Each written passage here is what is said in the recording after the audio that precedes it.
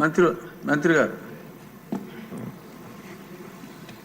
అధ్యక్ష, ఇప్పటికీ ఇష్యూ పైన వంశకృష్ణ గారు, గంటా శ్రీనివాస్ గారు, విష్ణు కుమార్ రాజు గారు, ఈశ్వరరావు గారు మాట్లాడటం జరిగింది. అధ్యక్ష, రాష్ట్ర విభజన తర్వాత 2014లో చంద్రబాబు నాయుడు గారి నాయకత్వంలో ఒకే రాష్ట్రం ఒకే రాజధాని, కానీ అభివృద్ధి వికేంద్రీకరణ జరగాలి, రాజధాని ప్రకటించేటప్పుడు చాలా స్పష్టంగా ఐటీ మొత్తం విశాఖపట్నం తీసుకొస్తామని ఆనాడు ఆయన చెప్తాం జరిగింది. అధ్యక్ష, చంద్రబాబు నాయుడు గారి చొరవ వల్ల ఈరోజు ప్రపంచంలో ఎక్కడికి వెళ్ళినా 20% మంది ఐటీ రంగంలో తెలుగులు ఉంటాం. నిజంగానే మనందరం గర్వపడాల్సిన అవసరం ఉంది అధ్యక్ష. కానీ వాళ్ళు మన రాష్ట్రంలో పనిచేసేదానికి సరైన ఎకో సిస్టమ్ లేకపోవడం అనేది చాలా చాలా బాధాకరం. 2014 నుంచి 2019 మధ్యన ఒకసారి మనం చూస్తే అధ్యక్ష, సుమారుగా 150 కంపెనీలు 50,000 మందికి ఉద్యోగాలు కల్పించడం కూడా జరిగింది అధ్యక్ష. ఈ పరిశ్రమలని ఆనాడు తీసుకొచ్చాం. అంతేకాకుండా అనేక సందర్భాల్లో కాన్క్లేవ్స్ కూడా ఏర్పాటు చేసి వైజాగ్ను ఒక ఫోకస్ ఏరియాగా తీర్చిదిద్దడం జరిగింది. ముందు చూపుతో డేటా సెంటర్ పాలసీ ఆనాడు తీసుకొచ్చి అదానితో కూడా ఒప్పందం కుదుర్చుకుని వాళ్ళు కూడా ఆనాడు భూములు కేటాయిస్తాం జరిగింది, శంకుస్థాపన చేస్తాం జరిగింది. కానీ అది ఆగిపోతాం జరిగింది అధ్యక్ష. 2019 నుంచి 24 చూస్తే అధ్యక్ష ఎలాంటి యాక్షన్ లేదు, ఒక్క కాన్క్లేవ్ జరగలేదు, ఒక్క పరిశ్రమ రాలేదు అధ్యక్ష. ఒక మంత్రిని బాధాకరమైన పరిస్థితి ఏంటంటే ఆనాడు ఒక మంత్రిని అడిగారు అధ్యక్ష, ఆ రేస్ ఏదో హైదరాబాద్లో జరుగుతుంటే ఇది మీరు ఎప్పుడు తీసుకొస్తారు ఆంధ్ర రాష్ట్రానికంటే కోడి ఇంకా గుడ్డు పెట్టలేదు, లేదంటే గుడ్డు కోడి పెట్టలేదు ఏదో చెప్పాడు అధ్యక్ష. అది దేవుడి తెలియాలి ఏం చెప్పాడు. ఆ రోజు నుంచి ఆంధ్ర రాష్ట్రం అనేది ఎగతాళి చేశారు అధ్యక్ష. ఎక్కడికి వెళ్ళినా ఆంధ్ర రాష్ట్ర ఐటీ మంత్రి ఇలా ఉంటారా, ఇలా అవుతే పరిశ్రమలు ఎట్లా వస్తాయని కూడా వాళ్ళందరూ ఎగతాళి చేసే పరిస్థితి అధ్యక్ష. అంతేకాకుండా అధ్యక్ష, నేను మంత్రి అయిన తర్వాత అనేక కంపెనీల్లో కూడా కలిస్తే గత ప్రభుత్వంలో ఉన్న వాళ్ళు చాలా స్పష్టంగా మన కంపెనీల్లో వాటాలు అడుగుతాం జరిగింది అధ్యక్ష. వాటాలు అడిగారు అధ్యక్ష. దానివల్ల ఆ కంపెనీలన్నీ వెనక్కి వెళ్ళిపోయినాయి. అంటే ఐటీ కంపెనీల్లో కూడా వాటాలు అడిగే పరిస్థితికి వీళ్ళు వచ్చారు అధ్యక్ష. ఏం చెప్పాలి అధ్యక్ష. ఇంతేకాకుండా పెద్దలు అన్నట్టు నిక్సీ కూడా నాడు పట్టించుకోలేదు, ఎస్టీపీఐకి ఇవ్వాల్సిన భూములు కేటాయించలేదు. ఇంకా మిలేనియం టవర్ ఫేజ్ 2 వచ్చే గల అక్కడ మన సచివాలయం పెడతామని మొత్తం డ్రామా నడిపించారు అధ్యక్ష. సచివాలయం పెట్టలేదు, అలానే ఐటీ కంపెనీలు కూడా అది కేటాయించలేదు అధ్యక్ష. దానివల్ల ఆంధ్ర రాష్ట్ర యువకులు చాలా చాలా నష్టపోతాం జరిగింది అధ్యక్ష. ఎన్డీఏ ప్రభుత్వం ఏర్పడి కరెక్ట్గా 5 నెలలు అయింది అధ్యక్ష. 5 నెలల్లో నేను ప్రధానంగా చేసింది ఏంటంటే ఉన్న ఐటీ కంపెనీలు అందరితో నేను మాట్లాడటం జరిగింది అధ్యక్ష. అంటే ఆంధ్ర రాష్ట్రంలో ఉన్న ఐటీ కంపెనీలు అందరితో 1-on-1 మీటింగ్ పెట్టాను. చిన్న కంపెనీలు వస్తే వైజాగ్లోనే నేను ఐటీ సర్వ్ నాయకత్వంలో, ఐటీ సర్వ్ కాదు మన ఐటాప్ నాయకత్వంలో నేను సమావేశం కూడా ఏర్పాటు చేసుకుని అక్కడ వాళ్ళు ఎదుర్కొన్న సమస్యలు ఏంటి, ఇంకేం చేస్తే బాగుంటుందని కూడా వాళ్ళతో సుదీర్ఘంగా చర్చిస్తాం జరిగింది అధ్యక్ష. ఇప్పుడే పెద్దలు గంటా శ్రీనివాసరావు గారు చెప్పినట్లు టీసీఎస్ ఆల్రెడీ కమిట్ అయింది. టీసీఎస్ అనేది వస్తుంది, దాంట్లో ఎలాంటి సందేహం లేదు. విష్ణు కుమార్ రాజు గారు ఎప్పటికల్లా వస్తుందని అడిగినట్టున్నారు. 3 నెలలు టైం ఇవ్వండి తప్పనిసరిగా, ఎందుకంటే ఎగ్జిస్టింగ్ బిల్డింగ్స్కి చిన్న ఏర్పాట్లు చేయాల్సిన అవసరం ఉంది. 3 నెలల్లో తప్పనిసరిగా టీసీఎస్ విశాఖపట్నంలో ప్రారంభిస్తున్నారు. అంతేకాకుండా ముందు చూపుతో వాళ్ళని నేను చంద్ర సార్ని కోరాను, మీరు క్యాంపస్ ఏర్పాటు చేయాలి విశాఖపట్నంలో అంటే ఆయన ఒప్పుకున్నారు. దానికి ఆల్రెడీ భూములు కూడా మేము ఎత్తుకుతున్నాం. దానిపైన కూడా నేను చాలా క్లియర్గా 2-3 చెప్పిన తర్వాత దాన్ని కూడా వస్తాను అధ్యక్ష. పెద్దలు వంశకృష్ణ గారు అడిగినట్లు అధ్యక్ష, ఇక్కడ ఎకో సిస్టమ్ కూడా ఏర్పాటు చేయాలి. దాంట్లో భాగంగా నేను కూడా ఐటీ కంపెనీలు అందరితో మాట్లాడినప్పుడు ఇన్ఫోసిస్తో కూడా మాట్లాడాను. వాళ్ళని కూడా ఒక క్యాంపస్ ఏర్పాటు చేస్తే బాగుంటుందని వాళ్ళని కోరాను. వాళ్ళు కూడా ఆల్రెడీ భూములు ఎత్తుకుతాం జరుగుతుంది అధ్యక్ష. ఏదో ఒక బిల్డింగ్ 500-600 కాదు, క్యాంపస్ అనేది అవసరం ఉంది. దానికి వాళ్ళకి భూములు కూడా ఇప్పుడు ఎత్తుకుతాం జరిగింది, మొదలుపెట్టాం అధ్యక్ష. నేను అనుకుంటా మాక్సిమం ఒక 6 monthsలో కొబ్బరికాయ కొట్టచ్చు నేను ఆశిస్తున్నాను. దాన్ని నేను చాలా కష్టపడుతున్నా. మీరు 20,000 ఉద్యోగాలు అడిగారు అధ్యక్ష. 5 సంవత్సరాలు 20,000 ఉద్యోగాలు నా టార్గెట్ కానే కాదు. పెద్దలు అన్నట్టు 5 లక్షల ఉద్యోగాలు ఒక ఐటీ రంగంలో ఆంధ్ర రాష్ట్రంలో క్రియేట్ చేయాలని టార్గెట్గా నేను పనిచేస్తున్నాను అధ్యక్ష. మనం యూఎస్ కూడా వెళ్ళాను, అనేక డేటా సెంటర్ సంస్థలతో కూడా నేను కలుస్తాను జరిగింది అధ్యక్ష. ఒకసారి చూస్తే 2019 నుంచి 24 వరకు గత ప్రభుత్వం దీనిపైన ఎలాంటి ఫోకస్ పెట్టక డేటా సెంటర్ ఎకో సిస్టమ్ అటుపక్క విశాఖపట్నంలో, క్షమించాలి, అటుపక్క ముంబైలో, ఇంకో పక్కన తమిళనాడులో, అదేవిధంగా తెలంగాణలో వస్తాం జరిగింది అధ్యక్ష.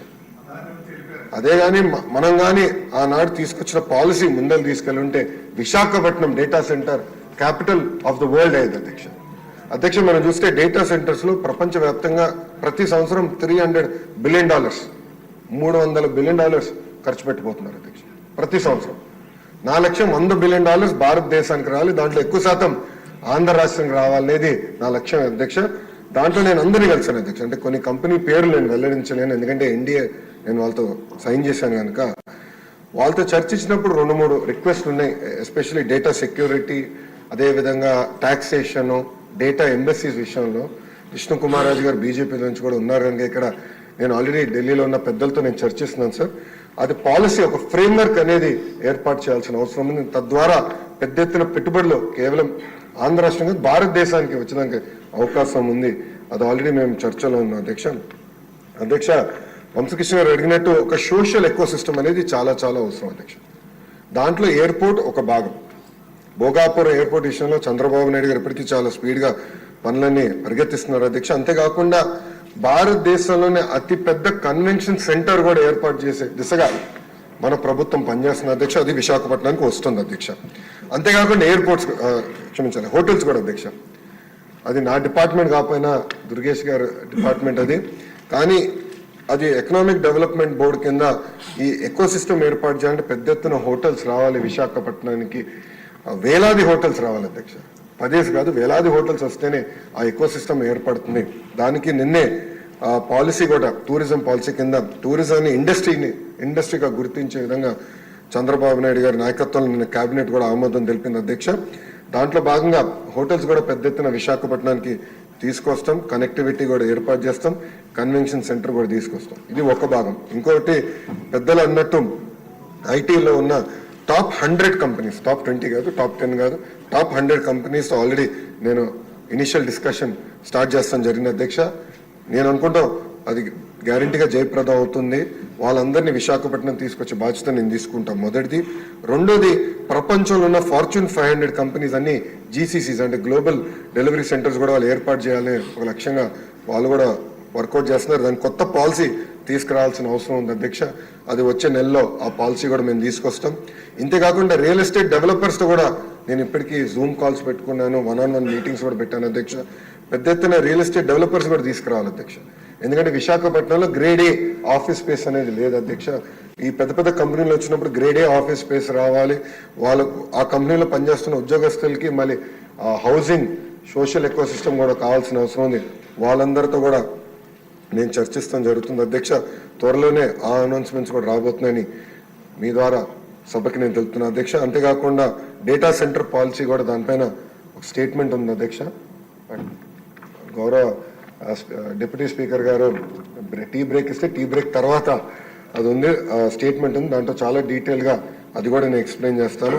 అంటే పాలసీస్ ఒక పక్కన, అవుట్ రీచ్ ఒక పక్కన, సోషల్ ఎకో సిస్టమ్, ఇదంతా మేము ఒక సమగ్ర యాక్షన్ ప్లాన్ అనేది మేము తయారు చేస్తాం జరిగిన అధ్యక్ష. విష్ణు కుమార్ రాజు గారు, గంటా శ్రీనివాస్ గారు పెండింగ్ ఇన్సెంటివ్స్ గురించి చెప్పారు అధ్యక్ష. అధ్యక్ష నేను బడ్జెట్ కోసం నేను వెయిట్ చేస్తా ఉన్నాను. బడ్జెట్లో 500 కోట్ల రూపాయలు పెండింగ్ ఇన్సెంటివ్స్ క్లియర్ చేసేదానికే ఐటీ ఎలక్ట్రానిక్స్కి కేశవ్ గారు కూడా కేటాయిస్తాం జరిగింది. అది అసెంబ్లీ సెషన్లో అయిన తర్వాత తప్పనిసరిగా ఇన్సెంటివ్స్ అని ఆ కంపెనీస్కి అందించే బాధ్యత మేము తీసుకుంటాం అధ్యక్ష. దాంట్లో ఎలాంటి సందేహం లేదు. చివరికి అధ్యక్ష నేను చంద్ర గారిని కలిసినప్పుడు అడిగాను ఆయన సలహా ఏంటి నాకని.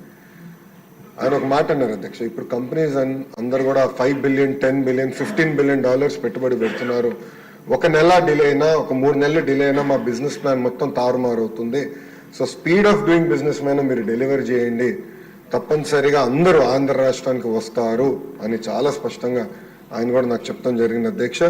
తప్పనిసరిగా ఈజ్ ఆఫ్ డూయింగ్ బిజినెస్ కాదు, స్పీడ్ ఆఫ్ డూయింగ్ బిజినెస్ పైన మేము ఫోకస్ చేస్తున్నాం అధ్యక్ష. అధ్యక్ష ఈరోజు నేను గర్వంగా చెప్తున్నా, కంపెనీల వెనకాల నేను పరిగెడుతున్నా అధ్యక్ష. ఒక డేటా సెంటర్ కంపెనీ వాళ్ళు వచ్చారు, మన స్పీడ్ చూసి ఇంకా పెద్ద ప్లాన్ తీసుకొస్తానంటే నేను ఫోన్ చేసి ఇంకా మీరు ఎందుకు రావట్లేదని ప్రతి వారం నేను ఫాలోఅప్ చేస్తున్నాను అధ్యక్ష. అధ్యక్ష మొన్న కూడా మీరు చూసారు, రిలయన్స్ అనౌన్స్ చేసింది మన గ్రీన్ బయో ఫ్యూల్స్కి.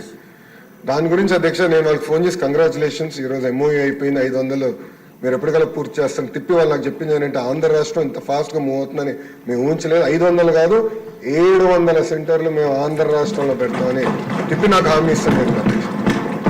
సో భారతదేశం మొత్తం ఈరోజు ఆంధ్ర రాష్ట్రం వైపు చూస్తుంది. ప్రపంచం మొత్తం ఆంధ్ర రాష్ట్ర వైపు చూస్తుంది. తప్పనిసరిగా స్పీడ్ ఆఫ్ డూయింగ్ బిజినెస్ ద్వారా మనం డెలివర్ చేస్తాం అధ్యక్ష. ఇక్కడున్న శాసనసభ్యుల్ని కోరుతున్నాను, మీ తరఫున ప్రపంచంలో ఉన్న తెలుగులందరూ కూడా కోరుతున్నారు అధ్యక్ష. వాళ్ళందరూ ఈరోజు ఉన్నత స్థాయిలో ఉన్నారు, వాళ్ళ కంపెనీలో నంబర్ 1 కాకపోతే నంబర్ 2 పొజిషన్లో అనేక మంది తెలుగు వాళ్ళు ఉన్నారు.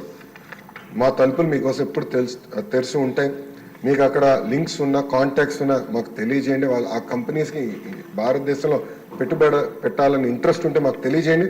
తప్పనిసరిగా అవసరమైతే ఆ ఒక్క కంపెనీ కలిసేదానికి నేను ఎక్కడికైనా వస్తాను. ఇక్కడున్న శాసనసభ్యులు కూడా చాలా మంది ఎన్ఆర్ఐస్గా ఉన్న వాళ్ళు గతంలో కూడా ఇప్పుడు శాసనసభ్యులుగా వచ్చారు. అనేక మందికి కాంటాక్ట్స్ కూడా ఉన్నాయి అధ్యక్ష. వాళ్ళు కూడా నేను కోరేది, మీరు మీ రోలడెక్స్ నాకు ఇవ్వండి, కాంటాక్ట్స్ నాకు ఇవ్వండి. వాళ్ళందరూ నేను ప్రోయాక్టివ్గా అవుట్రీచ్ చేస్తాను. కలిసికట్టుగా, ఇది కేవలం ఒక లోకేష్ వల్లనే అవుదండి, కలిసికట్టుగా మనందరం పనిచేస్తాం. 164 మంది ఒక ఎన్డీఏ కూటమికి చెందిన శాసనసభ్యులందరూ ఈ సభలో ఉన్నారు. మనందరం కలిసికట్టుగా పనిచేస్తే 5 లక్షల ఉద్యోగాలు అనేది కల్పించగలుగుతాం. 5 లక్షల ఉద్యోగాలు కానీ మనం ఒక్కసారి సాధిస్తే ఇంకా విశాఖపట్నాన్ని ఎవరు ఆపలేరు, ఏ ప్రభుత్వం వచ్చినా ఆపలేదు. ఈరోజు హైదరాబాద్ ఎట్లయితే క్రిటికల్ మాస్ వచ్చిందో అలా విశాఖపట్నం క్రిటికల్ మాస్ వస్తుంది. అందుకే కలిసికట్టుగా పనిచేద్దాం. 5 లక్షల ఐటీ ఉద్యోగాలు తప్పనిసరిగా విశాఖపట్నం తీసుకొద్దామని ఈ సభాముఖ శాసనసభ్యులు అందరూ తెలుపుకుంటారు. అధ్యక్ష, లాస్ట్ పాయింట్ అధ్యక్ష, ఇప్పటికే ఎక్కువ టైం తీసుకున్నా. ఈశ్వర గారు ఒక మంచి పాయింట్ చెప్పారు. ఏంటంటే Tier 2, Tier 3 సిటీస్ కూడా ఐటీ కంపెనీలు రావాలి అని పెద్దలు కోరారు అధ్యక్ష. దాంట్లో భాగంగా నిన్న ముఖ్యమంత్రి గారు ఆల్రెడీ కోవర్కింగ్ స్పేసెస్ CEO అందరితో మీటింగ్ పెట్టుకున్నారు అధ్యక్ష. నేను చూశాను అధ్యక్ష. ప్రతిపక్షం ఉన్నప్పుడు ఒంగోలులో ఒక ఐటీ కంపెనీ నడిపిస్తుంటే నేను వెళ్ళడానికి ఆయన పిలిచారని వెళ్దాం అనుకున్నా. పొద్దునకి మళ్ళీ ఆ ప్రభుత్వం నుంచి ఫోన్లు వచ్చి లొకేషన్ తీసుకొచ్చి కట్టేస్తా అంటే పాపం మళ్ళీ ఆయన వచ్చి క్షమించండి, మీరు వస్తే మాకు ఇబ్బంది అని చెప్పే పరిస్థితి అధ్యక్ష. బట్ ఆ కంపెనీ ఎలా చేశారో మేము అంతా చూసాము. సో Tier 2, Tier 3లో కూడా ఒక సెంటర్స్ ఏర్పాటు చేస్తే బాగుంటుంది అనేది ఇప్పటికీ గౌరవ ముఖ్యమంత్రి గారు చెప్పారు. అదేంటంటే కోవర్కింగ్ స్పేస్ ప్రభుత్వం కొంత తయారు చేస్తుంది, అంటే PPP ద్వారా ప్రైవేట్ సంస్థలతో ఒప్పందం కుదుర్చుకుని తయారు చేస్తాం. దానికి ఒక సెపరేట్ ఇన్సెంటివ్ స్ట్రక్చర్ క్రియేట్ చేయాలని ముఖ్యమంత్రి గారు చెప్పారు. దానివల్ల కొంత ఐటీ పాలసీ కూడా వచ్చానికి డిలే అయింది. మేము కూడా అది నిన్న మీటింగ్ అందరూ డిస్కస్ చేసాం. త్వరలో ఆ పాలసీ కూడా మేము తీసుకొస్తాం అధ్యక్ష. దానివల్ల ఏంటంటే చాలా మంది వర్క్ ఫ్రమ్ హోమ్లో ఉన్నారు. శ్రీకాకుళం పట్టణంలోనే చాలా మంది వర్క్ ఫ్రమ్ హోమ్లో ఉన్నారు. వాళ్ళకి బేసిక్ ఇన్ఫ్రాస్ట్రక్చర్ ఇస్తే కొంచెం కల్చర్ ఉంటుంది అనేది ఒక ఆలోచన గౌరవ ముఖ్యమంత్రి గారు చెప్పారు. దాంట్లో భాగంగా తప్పనిసరిగా Tier 2, Tier 3 కూడా ఈ కోవర్కింగ్ స్పేసెస్ సెంటర్స్ ఏర్పాటు చేసి అక్కడ వర్క్ ఫ్రమ్ హోమ్లో ఉన్న వాళ్ళందరికీ ఒక కేర్ ఆఫ్ అడ్రస్ ఇవ్వాలనే లక్ష్యంతో మీ ప్రభుత్వం పనిచేస్తుంది. అధ్యక్ష, నేను అదానీ నేను మంత్రి అయిన వెంటనే నేను అదానీ వాళ్ళతో కూడా నేను కాంటాక్ట్లోకి వెళ్ళాను అధ్యక్ష. దాంట్లో భాగంగా మొన్న విశాఖపట్నాన్ని కూడా నేను వచ్చినప్పుడు ఒక కంపెనీ తీసుకొస్తాం జరిగింది అధ్యక్ష. పేర్లు నేను చెప్పలేను, ఎందుకంటే NDA ఉంది అధ్యక్ష, పేర్లు నేను చెప్పలేను. అదానీ ప్రతినిధులు కూడా నవ్వుతా అన్నారు. 5 సంవత్సరాల ద్వారా మొదటిసారి వాళ్ళు అక్కడ అడుగు పెడుతున్నారని. అక్కడ చూస్తే రోడ్లని కూడా చెట్లు అంతా సైడ్ నుంచి పెరిగిపోయి రోడ్లు కూడా కంపని పరిస్థితి ఉంది అధ్యక్ష. ఆల్రెడీ నేను డిస్కసింగ్ విత్ దెమ్, నేను కూడా పుష్ చేస్తున్నాను. నేను అనుకుంటాం పాలసీ అంటే నేషనల్ లెవెల్ పాలసీ ఫ్రేమ్వర్క్ ఒకటి ఐఎమ్ వర్కింగ్ ఆన్. అది కానీ క్రాక్ చేయగలిగితే తప్పనిసరిగా పరిశ్రమలు పెట్టుబడులు వస్తాయి. దాని లోపలనే కొన్ని కంపెనీలు ఆల్రెడీ ముందరికి వచ్చినాయి. అదే హిల్ పైన ఇంకా ల్యాండ్ ఉంది అధ్యక్ష. ఆ కంపెనీస్కి భూములు కేటాయించాలనే లక్ష్యంతో మేము పనిచేస్తున్నాం. వాళ్ళు ఒక అడుగు ముందే వేశారు. నేను లేదు ఇంత ఇస్తాను, ఇంత కాదు ఇంత ఇస్తానంటే ఓకే, మేము వెళ్ళి మా బిజినెస్ ప్లాన్ మళ్ళీ రీవర్క్ చేసుకుని వస్తామని వాళ్ళు చెప్పడం జరిగింది అధ్యక్ష. నేను అనుకుంటాం ఇంకా రాబోయే 3 నెలల్లో తప్పనిసరిగా కనీసం 2 కంపెనీలతో నేను ఆ కొండలపైన డేటా సెంటర్ ప్రారంభించే బాధ్యత నేను తీసుకుంటాను అధ్యక్ష. నిక్సీ ఇస్ మై ప్రయారిటీ. ఎందుకంటే అక్కడ డేటా సెంటర్స్ రావాలంటే సీ ల్యాండింగ్ కేబుల్ ఉండాలి. సింగపూర్ నుంచి డైరెక్ట్గా సీ ల్యాండింగ్ కేబుల్ అక్కడ రావాలి. ఆ కేబుల్ వస్తేనే మనం డేటా సెంటర్స్ ఏర్పాటు చేయొచ్చు. I immediately reach out to నిక్సీ. And నిక్సీ కాకుండా ఇతర సర్వీస్ ప్రొవైడర్స్తో ఆల్రెడీ మాడుతున్నా. ఆ సీ ల్యాండింగ్ కేబుల్ విశాఖపట్నానికి తీసుకొచ్చే బాధ్యత నేను వ్యక్తిగతంగా తీసుకుంటాను. Thank you.